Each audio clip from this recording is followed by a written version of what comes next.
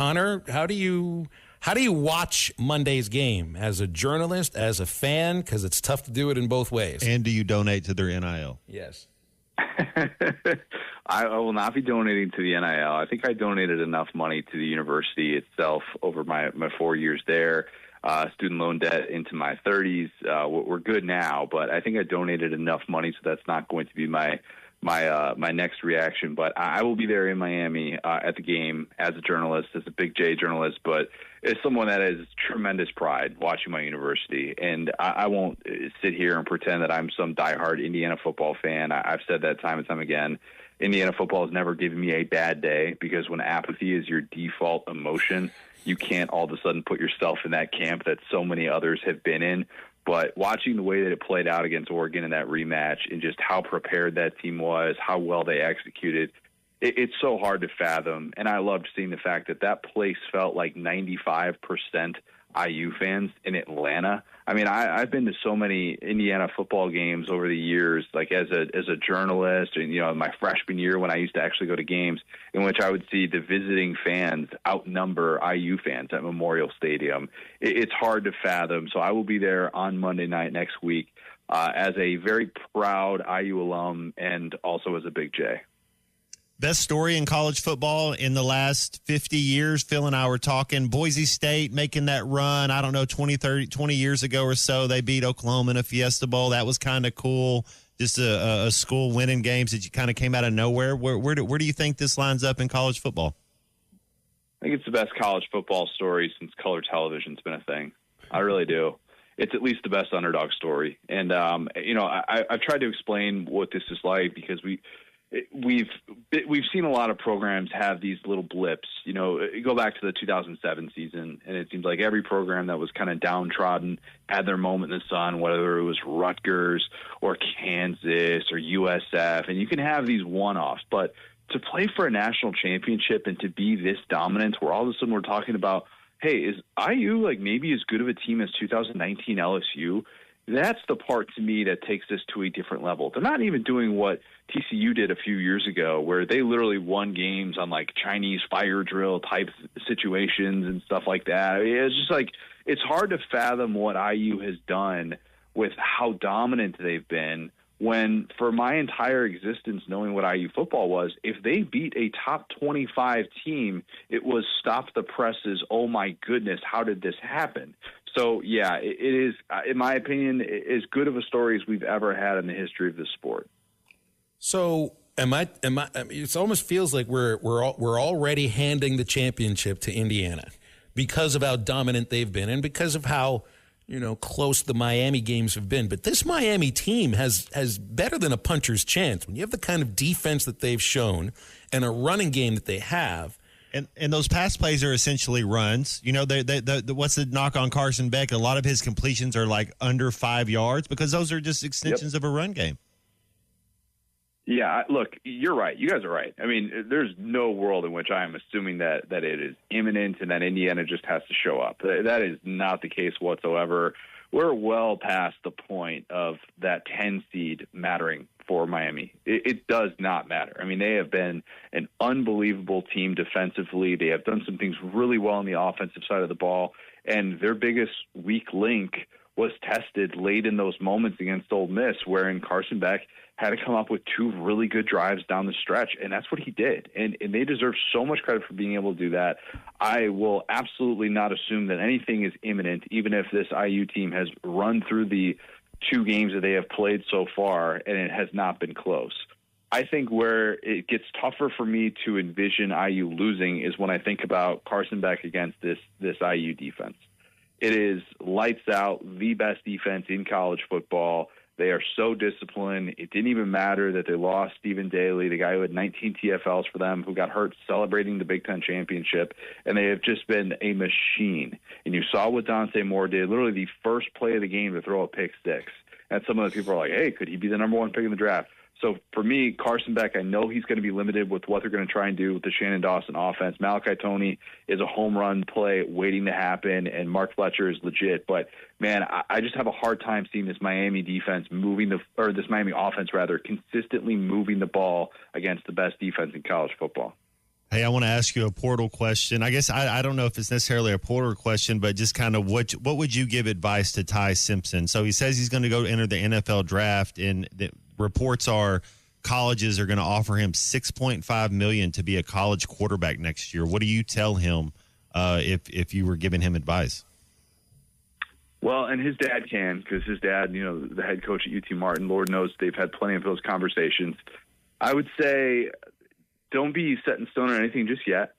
You can declare for the NFL draft and still look at Miami, which is what each of Miami's last two starting quarterbacks have done, Cam Ward and now Carson Beck. And you can do yourself a lot of good if you end up picking the right situation. I'm not a believer that he is set in stone as a first-round pick. I can understand the feedback they might have gotten. I also understand this pre-draft process. It is long, and guys get picked apart. I think Ty Simpson is somebody that would get picked apart. So I would look at the situations in college football, knowing that money could be there, and thinking there could be a real opportunity. It's not to say that he has to go that route. If he looks at the offense at Miami and some of the returning pieces and goes, I don't really see myself thriving there, then that's a different story. But I think he has to look at this situation. I don't necessarily blame him if he wants to do that. Big Ten number one, SEC number two now? I mean, it's going to be a third different – never mind whether Indiana wins or loses it. It's three different programs playing for a national title in 3 years. I don't think we can even claim that from the SEC, can we, over the course of this dominant 15 or 17-year stretch? Yeah. Can we? No, it happened. Yeah, because Georgia, Alabama, LSU. Okay. Yeah.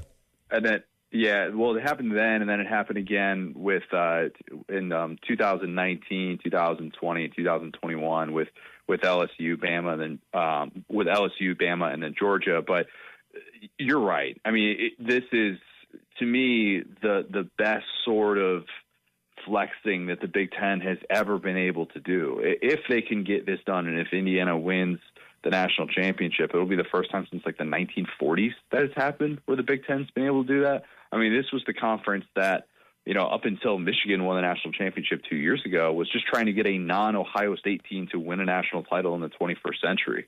That is something that's really hard to fathom with how quickly things have changed at the top. What I think is more of the takeaway is, while everybody's talking about these auto bids for, the expanded playoff and what that could potentially look like, I think the Big Ten, SEC, ACC, and Big 12 are actually a lot closer together when you factor in the non-conference records against each other. They're a lot closer than their conference commissioners probably want to admit right now, specifically Greg Sankey and Tony Petitti. And that's maybe the bigger takeaway from this season is that, yes, the SEC has fallen off from a championship standpoint. They still won 12-6 during non-conference play in the regular season against those power conference foes. So I wouldn't totally say that it's just, the SEC is faded off into the sunset, but these conferences are a lot closer together than probably even the casual fan wants to realize.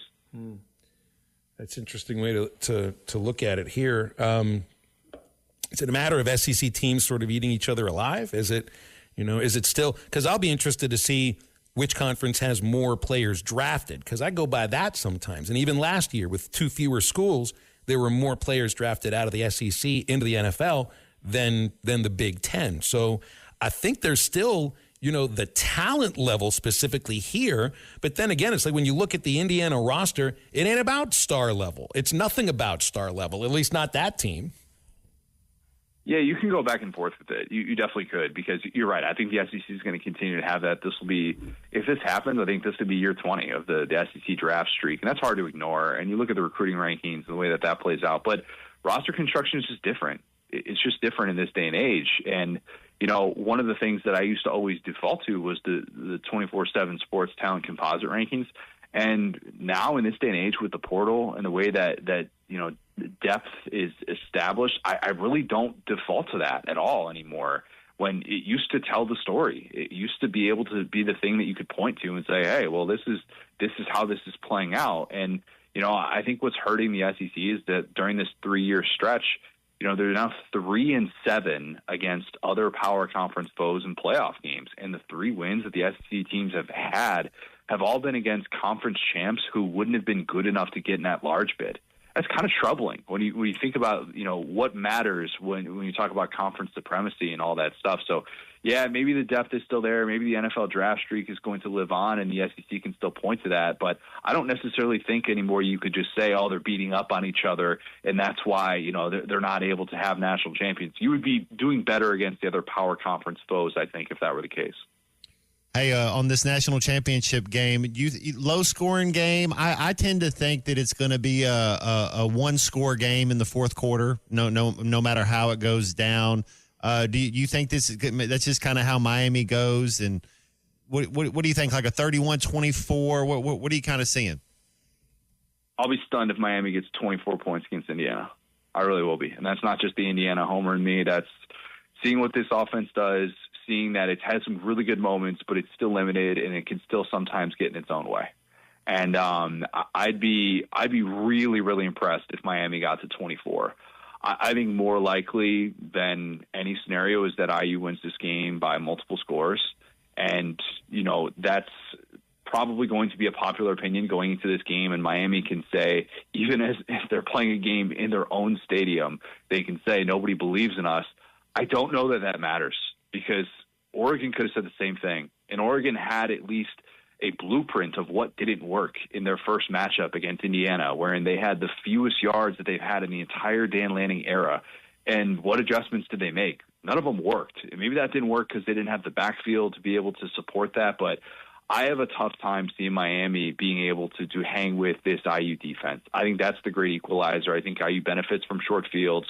We've seen Fernando Mendoza throw 5 total incompletions in 2 playoff games so far. IU does not make mistakes. I think they more likely win this game by 2 touchdowns. Connor, Indiana trivia. Name me 2 famous songwriters that went to Indiana, or at least are from Indiana. Yes, because Mellencamp didn't go to IU. He just lived there. He's just a fan. He's the one that, right? Yeah, like he gets the association more than anybody else. Oh man, you're putting me on the spot here. It's the song Stardust. Okay, you're generous. Phil, I was born in 1990. Well, this is in the 40s. This was written in the 30s. Hoagie Carmichael. I was going to say Hoagie Carmichael, and then I didn't know the first name Hoagie. I forgot the first name Hoagie, and I didn't want to go there and say something stupid. But I did actually know that if I didn't necessarily know that the song that I could potentially reference. Can I give you one more? One more, because I did 2 years at Indiana. You were there for 4. What toothpaste was invented at Indiana University? Is there a toothpaste other than Crest? It is Crest. You're absolutely right. Well done. You earned your degree there, Connor. Well done. I'll go back and tell all my college professors that. Oh, man. Good luck, Connor. I'll be rooting for Indiana. I think most people listening will, and we always appreciate you joining us. Thank you. Guys, appreciate it. Football playoffs are here, and MyBookie is where you turn bets into bankroll. Everybody's betting. The NFL is in full do-or-die mode, college football down to the last teams, and the Super Bowl is just around the corner. If there was ever a time to get in the game, it's right now, and MyBookie makes it stupid easy to play. One account, one wallet. Bet the spread, the live bet the second half, hit the casino during commercials. It's all in one place, and you've got the power. Go to MyBookie.ag now, use promo code HOGS, and get your first bet covered up to $500. If it doesn't hit, use your get-back bonus token and run it back. Don't just watch the playoffs, make them pay. Bet anything, anytime, anywhere. Only at MyBookie.